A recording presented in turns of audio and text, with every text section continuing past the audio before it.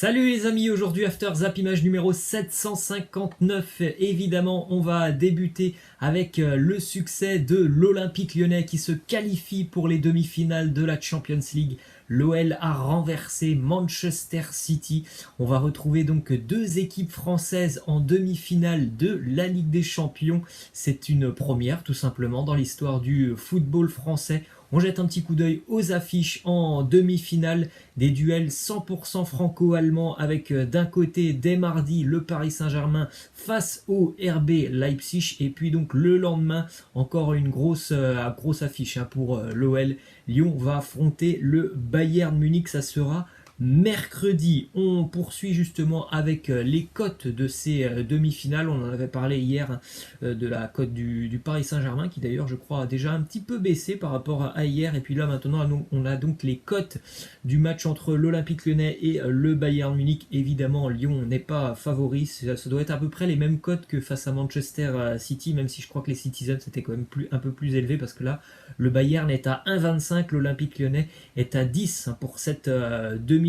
Petite info aussi donc sur ces demi-finales où on retrouve deux équipes françaises et deux équipes allemandes. C'est la première fois depuis 1995, sur la saison 1995-1996, qu'il n'y a pas de club espagnol ou anglais dans le dernier carré de la Champions League. Ça aussi c'est quand même assez intéressant comme statistique. Le football anglais et le football espagnol est en général très très bien représenté en Ligue des Champions. C'est la première fois qu'il n'y a pas de représentant ni anglais ni espagnol en demi-finale de la Champions League. On continue évidemment donc avec le résultat de ce match entre l'OL et City. La victoire pour l'Olympique Lyonnais, 3-1 grâce à un but de Maxwell Cornet qui a d'ailleurs fait un match exceptionnel et un doublé de Moussa Dembélé qui est entré en seconde mi-temps. Il a pu bénéficier des largesses défensives tout simplement de Manchester City avec ce fait que les Citizens n'arrivent pas à gérer la profondeur dans leur dos. Bien, ça a bien servi à Moussa Dembélé hier, auteur d'un doublé. C'est Kevin De Bruyne qui avait égalisé pour les Citizens en seconde mi-temps. On a une déclaration de Maxwell Cornet. Justement, il a beaucoup été critiqué depuis de nombreux mois, Maxwell Cornet, et en général, il répond présent lorsqu'il y a de très grands rendez-vous avec l'Olympique Lyonnais, justement face à Manchester City, parce qu'on sait qu'il adore jouer face à Manchester City. Maxwell Cornet, il l'a encore montré hier avec un match énorme, et puis en plus de ça récompensé par un but. Il nous dit: les critiques font partie du football, l'objectif c'est d'inverser la tendance et c'est ce que j'ai fait. Alors ça c'est sûr, il l'a très très bien fait hier, un match de très haut niveau de la part de Maxwell Cornet. On a aussi une très très belle prestation de Wissem Aouar. Ce sont vraiment les deux hommes hier du côté de l'Olympique Lyonnais, Aouar et Maxwell Cornet, qui je pense ont fait un match étincelant. Évidemment on peut parler aussi du match de Dembélé qui marque un doublé, mais Dembélé voilà, il n'a pas été titularisé sur ce match. Alors c'est exceptionnel de mettre ce doublé, mais vraiment sur les hommes qui étaient titulaires, je pense que on a remarqué la grosse performance d'Oussem Aouar et de Maxwell Cornet. On a une double déclaration du président Jean-Michel Aulas qui nous dit: on a mal démarré cette saison, on a dû changer d'entraîneur, on le rappelle, changement d'entraîneur en début d'année du côté de l'OL avec l'arrivée de Rudy Garcia. On a eu des blessures terribles, Reine Adélaïde plus Memphis Depay, des blessures très très longues du côté de l'Olympique Lyonnais. On a su réagir et recruter. Maintenant on savoure ces moments fantastiques. C'était vraiment une grande performance. C'est sûr que c'est assez incroyable de voir l'Olympique Lyonnais à ce stade de la compétition après tout ce qu'il s'est passé du côté de Lyon depuis plus d'un an, avec beaucoup de changements aussi dans l'organigramme lyonnais.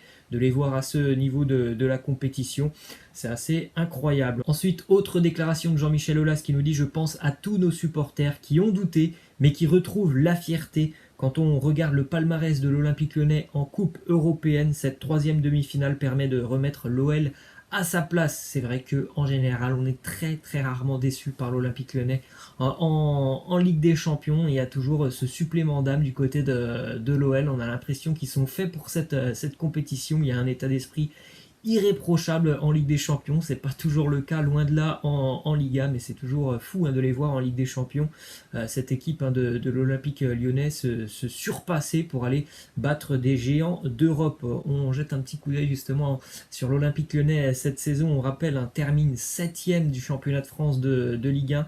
près de 5 mois plus tard, après donc 5 mois sans jouer au football, ils éliminent la Juve et Manchester City, sont demi-finalistes de la Ligue des Champions.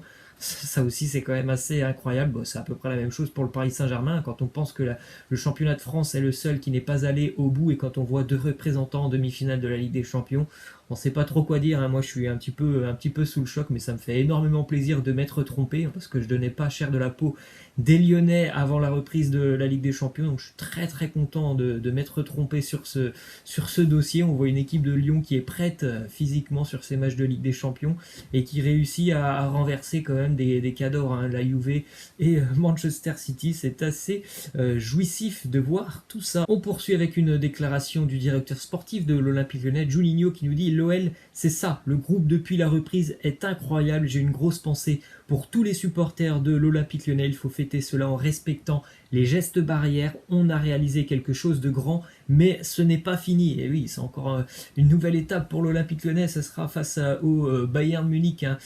Plus les tours passent dans cette Ligue des Champions, plus ça devient compliqué pour l'Olympique Lyonnais, parce que je pense sincèrement que là, ils affrontent le favori de cette compétition, le Bayern Munich. Hein, on ne peut pas en dire autrement, quand tu mets 8-2 au Barça, c'est quand même que tu es favori de la compétition, mais voilà, on voit des choses assez folles dans ce football déjà depuis quelques années, donc pourquoi pas éliminer le Bayern Munich, même si encore une fois ça sera un autre niveau que la Juve et un autre niveau que Manchester City. Ensuite, on a une petite déclaration de Guardiola qui nous dit: on était à l'aise lors des 15 dernières minutes de ce match, mais je ne pense pas que la tactique soit la partie la plus importante en Champions League. Chacun peut penser ce qu'il veut du match de Manchester City et de la tactique de Guardiola. En tout cas, pour moi, je pense que c'est un réel échec de sa part hier.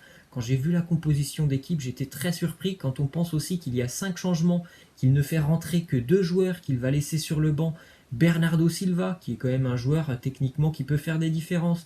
Phil Foden aussi qui ne rentre pas, il ne fait que 2 changements, des changements assez tardifs, hein, en seconde mi-temps. J'ai été très surpris, hein, de voir ce qu'a fait Guardiola hier. Je pense, hein, vraiment que c'est un échec de sa part. Ensuite, une déclaration de Kevin De Bruyne qui nous dit: je ne sais pas si la tactique nous a troublés, peut-être que c'est l'entraîneur et sa tactique, et en même temps le niveau des joueurs. Même si on a bien joué en seconde mi-temps, on fait plusieurs erreurs que tu ne peux pas faire à ce niveau. Il est vrai que bon, le niveau était quand même plus intéressant du côté de City en seconde mi-temps, parce que la première mi-temps était assez pauvre, hein, de la part des Citizens, mis à part un éclair de génie de De Bruyne sur un extérieur qui va donner un bon ballon à Sterling.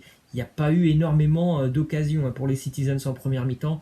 Évidemment, en seconde mi-temps, il y a eu aussi de la fatigue du côté lyonnais et City a pu en profiter. Mais c'est pas du très très grand City, hein, qu'on a vu hier face à l'Olympique lyonnais. Ils ont été énormément gênés par le dispositif de Rudy Garcia. On poursuit avec ces quarts de finale de la Ligue des Champions, hein, qui sont quand même assez fous. On a vécu 4 très très belles soirées avec donc le renversement de situation du PSG, le but du RB Leipzig en toute fin de match, ce match historique entre le Bayern et le Barça, et aussi voilà cette énorme surprise, un Lyon qui va éliminer et sortir à Manchester City 3-1. Plutôt sympa, hein, ce retour de la Ligue des Champions. Ensuite, on continue avec 2 petites infos sur Manchester City, des infos hors Ligue des Champions, puisqu'hier, dans le courant de l'après-midi, les Citizens ont trouvé un accord avec Kalidou Koulibaly. Accord salarial, reste maintenant à Manchester City à convaincre le Napoli de vendre son joueur, donc il va falloir tout simplement sortir le chéquier. Ensuite, autre info sur Manchester City, puisque le fonds émirati, le City Group,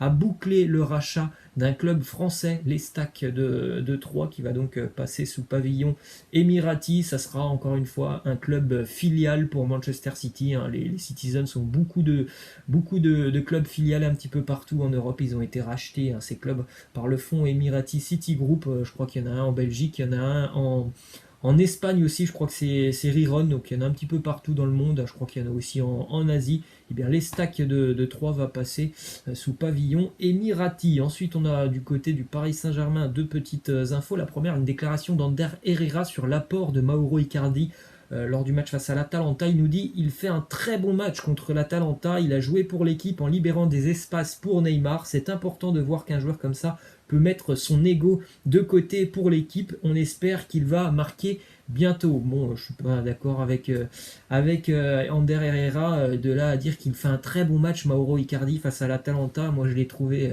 quasiment fantomatique, et en plus de ça, Neymar, il n'a pas forcément besoin de Mauro Icardi pour se créer des espaces. Neymar, c'est l'un des seuls joueurs au monde qui va aller chercher des espaces lui-même, donc dire que Icardi a beaucoup aidé Neymar, je suis pas tout à fait d'accord. Ensuite, une info qui concerne Marco Verratti. Il a repris la course hier à l'entraînement sans gêne apparente selon l'équipe, donc ça c'est plutôt une bonne nouvelle. Malgré tout ça, il semble trop tôt d'imaginer que Verratti puisse participer à la demi-finale de la Ligue des Champions mardi face au RB Leipzig. En revanche, on a l'espoir qu'il soit présent pour une éventuelle finale de la Ligue des Champions. Ensuite, direction l'Espagne avec quelques infos du côté du FC Barcelone. Une réunion d'urgence de la direction barcelonaise se tiendra ce lundi avec certainement de grosses décisions qui seront prises du côté catalan.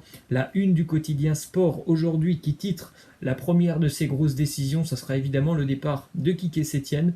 Il y a deux favoris actuellement pour le remplacer. On parle de Mauricio Pochettino, mais aussi de Ronald Koeman, le sélectionneur des Pays-Bas. Autre décision qui devrait arriver du côté de Barcelone, des élections dans la direction catalane, mais ce qui pose problème, c'est que pour le moment, on a l'impression que Bartomeu, lui, ne veut pas quitter le club.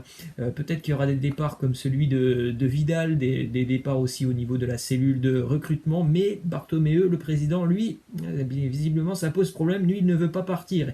Et ça a l'air aussi de gêner un petit peu le vestiaire catalan, qui voudrait voir toutes ces têtes tomber. Et enfin, troisième grosse décision qui devrait arriver ce lundi, tout simplement la restructuration de l'effectif catalan. On va essayer de rajeunir cet effectif, on en avait déjà parlé, c'est un effectif assez vieillissant quand même du côté de Barcelone, et quasiment tous les joueurs sont transférables, sauf 3-4 joueurs dont Lionel Messi, qui sont intransférables et intouchable. En tout cas, on va essayer de modifier beaucoup à cet effectif du côté de Barcelone. On poursuit avec une déclaration de Frenkie de Jong qui nous dit: c'est difficile, nous nous excusons auprès de nos fans et je pense que nous devons changer beaucoup de choses. Ce match a montré que nous avions beaucoup de problèmes dans l'équipe. Et évidemment, il y a beaucoup de problèmes du côté de Barcelone, ça on le savait. Petite info du côté de Munich, Benjamin Pavard a repris l'entraînement avec le Bayern ce samedi. Il est remis de sa blessure au pied, il pourrait être apte à disputer la fin de la Champions League avec le club bavarois. Ensuite, quelques infos du côté de la Ligue 1. L'Olympique de Marseille s'est vu rejeter par le préfet des Bouches-du-Rhône sa dérogation pour faire jouer Marseille-Saint-Étienne devant 20 000 spectateurs. Donc sans grande surprise, il y aura certainement 5 000 spectateurs au Vélodrome pour l'ouverture de la Ligue 1. Ça se rapproche, c'est vendredi. Marseille-Saint-Étienne. Petite info aussi du côté des Girondins de Bordeaux qui eux aussi se sont vus refuser une dérogation pour que Bordeaux-Nantes se joue devant 10 000 spectateurs, alors qu'on rappelle que le stade des Girondins peut contenir 42 000 spectateurs. Une décision qui fait évidemment parler, puisqu'on sait aussi que le Puy du Fou a été autorisé à accueillir 9 000 spectateurs pour seulement 14 000 places. C'est quand même assez incroyable. On ne peut pas mettre 10 000 personnes dans un stade de football qui peut contenir 42 000 personnes. Par contre, on peut mettre 9 000 personnes au Puy du Fou alors qu'il n'y a que 14 000 places. Regardez d'ailleurs une image du Puy du Fou quand il y a 14 000 personnes. Donc bon, il y en aura 9 000, mais c'est quand même assez fou de se dire qu'on peut faire ça au Puy du Fou et pas le faire dans un stade de football. Ensuite, du côté du Racing Club de Lens, on va terminer avec cette info, c'est quasiment officiel. Le Racing Club de Lens va boucler l'arrivée de Seko Fofana, milieu de terrain de l'Udinese, un joueur expérimenté en Serie A. Il va arriver du côté du Racing Club de Lens pour 10 millions d'euros. C'est simplement pour montrer que Lens a des moyens quand même cette année sur ce mercato, avec donc une arrivée à quasiment 10 millions d'euros et surtout un joueur qui est quand même très expérimenté. Je pense que c'est un joli coup pour le Racing Club de Lens. Voilà les amis, c'est la fin, je vous laisse et je vous dis à la prochaine. Ciao.